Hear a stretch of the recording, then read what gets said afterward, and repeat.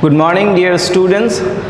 Today we will discuss about the topic subject, verb and agreement. Class 8 English grammar. Dear students, first we will have to know about subject, verb and agreement individually. Let's start from the subject. What is subject? Or what do you mean by subject? Subject is a part of sentence. Don't think that it is a word.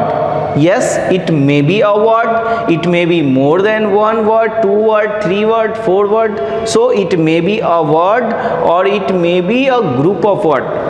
But it is not word. It is an important part of sentence. When you read about the parts of sentence, you will learn subject, verb, object, predicate and many more. So subject is a part of sentence about which something is said. For example, I am teaching. So about me, what it said? That I am teaching. You are running. So you, what you is doing? What it said about you? That you is running, playing or many more. So the part which does the main action, or I mean to say about which something is said, that part is called subject. Now let's come to the examples. And one more thing, subject is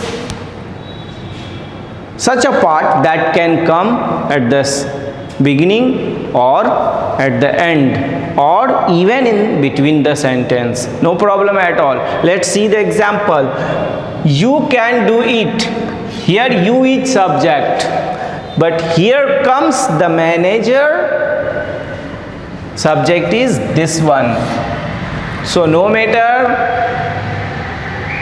subject may be at the last or at the beginning. You will have to find out which part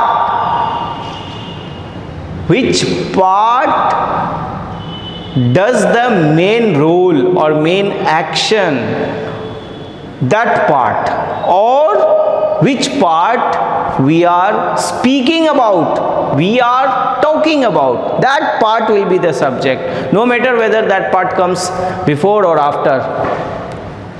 Now verb. Verb is the most important part of a sentence. I say this because without verb you can't make any sentence. It is impossible to frame a sentence without a verb. If you don't need main verb, even then you will have to use auxiliary verbs. I am a student, I am a teacher. Here there is no verb, no main verb, but still am is auxiliary verb. So it is very important. And what is the definition? And what is a verb? A verb that performs the main action in sentence.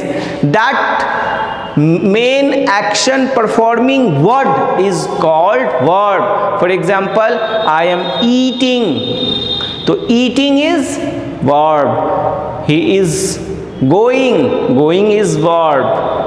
Talking, dancing, playing, reading, writing, jumping, these all are verbs.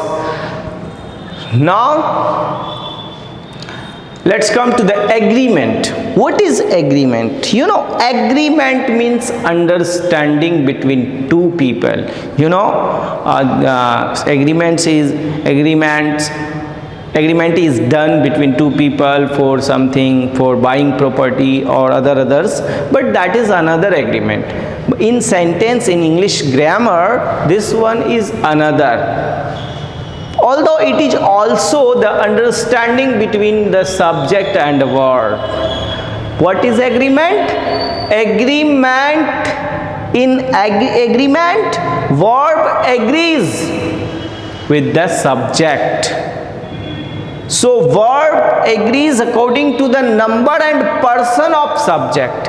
If your subject is singular, you will require a singular verb. If your subject is plural, you will require a plural verb. So this is called agreement. Singular subject takes singular verb, plural subject takes plural verb. This is agreement. If you alternate it, if you use plural verb with a singular subject, then this will be wrong, and because the agreement will be broken there, the rule will be broken. Rule is what? The rule is singular subject, singular verb, plural subject, plural verb. For example, he goes to Delhi. Here he is subject, he is singular, so goes is also singular. One more thing, students, when we use V1, that is the base form of verb, it is always plural. We have to add s or es in a main verb to make it singular, just opposite to the noun. We use s or es with a noun to make it plural, but we use s or es with a verb to change it into singular. So goes is singular, not plural. But he and I go to Delhi, not goes to Delhi, because here there are two subjects, I and he. So when two subjects come in a sentence, the subject becomes plural. So we need plural verb. Go. Go is plural and goes is singular. Now we will discuss the rules of agreement. Where should we use singular verb? Where should we use plural verb? First rule, if two or more nouns or pronouns are joined by and, then you require a plural verb. You require a plural verb. For example, as I told you, he and I go to Delhi. There two subjects or two pronouns are joined by and. So these two pronouns become plural. So we use go, not goes. Okay? Correct? You can see in your book also, many examples are given in your book. Raj and Rahul are talking. Raj and Rahul are two different boys, so they are plural. So here verb is plural, are, although it is auxiliary, but this is plural verb. If we say Raz, then we will have to say Raz is talking. If we say Raz and Rahul, then Raz and Rahul are talking. This is the agreement. But sometimes if two nouns or two things joined by and, but they give single idea, one idea, then we need singular verb, not plural. For example, slow and steady wins the race. Slow and steady refers a single idea or single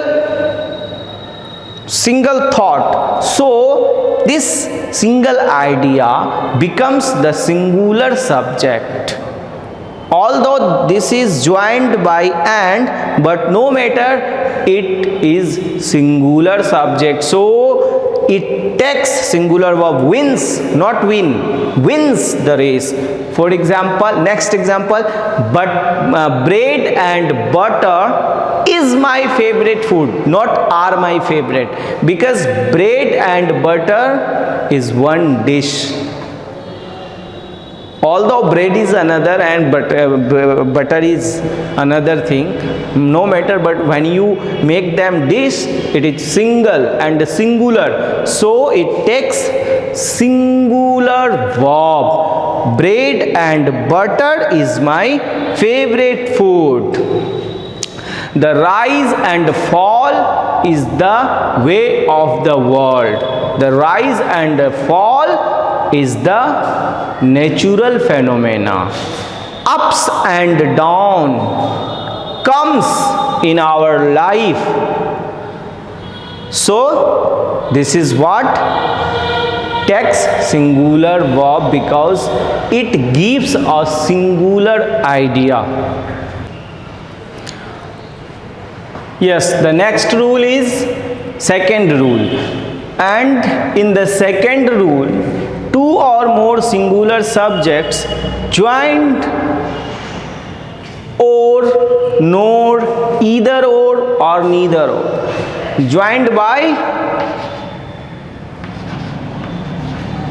joined two or more subjects joined by or, nor, either or neither nor takes singular verb.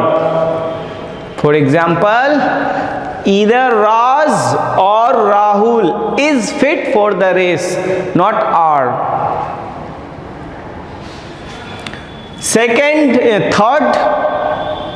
Third rule, when the subject joined by or nor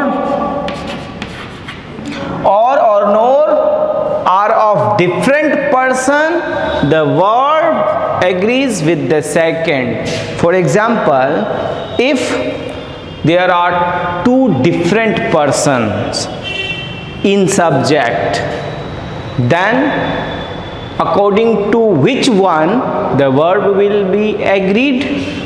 So the rule is, according to the second subject, the verb always agrees in this condition.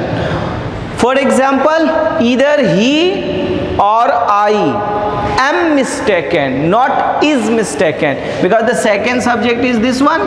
So according to this subject, your verb will agree, not according to he, because he is different person and I is different one. So according to this, the second subject decides the verb. If your second subject is plural, your verb will be plural. If your second subject is singular, then your verb will be singular. Next rule is the fourth. Two nouns qualified by each or every, even it is connected by and, no matter, but if two nouns qualified by each and every, each and every is an adjective. So if it is any noun or two or more nouns qualified by each and every, your verb will be singular. What? Your verb will be singular. For example, each day and each hour brings its duty. Brings, not bring. Brings is singular. Bring is plural, because here each hour is also qualified by each and day is also qualified by each. So the both are treated as singular subject. So the verb will be singular. Fifth condition or fifth rule is, some nouns which are plural in form but singular in meaning. but singular in meaning, means it seems as plural but actually it is singular. For example, politics, you know, politics, as it seems like plural but it is singular. Politics is, not politics are. Physics is a good subject, not physics are. It will be wrong because physics is singular subject, politics is singular, economics is singular. Next, the collective noun takes singular verb when the collection is thought as one whole. Yes, you have learnt collective nouns. Collective nouns refer many things of the same kind and it is treated as one whole, as one whole. For like army, there are many soldiers in army, but we should say army is brave. Indian army is brave. Army is a collective noun. It refers the one collection, not more than. Although in Indian army there are thousands of soldiers, no matter, but army is singular. So such types of collective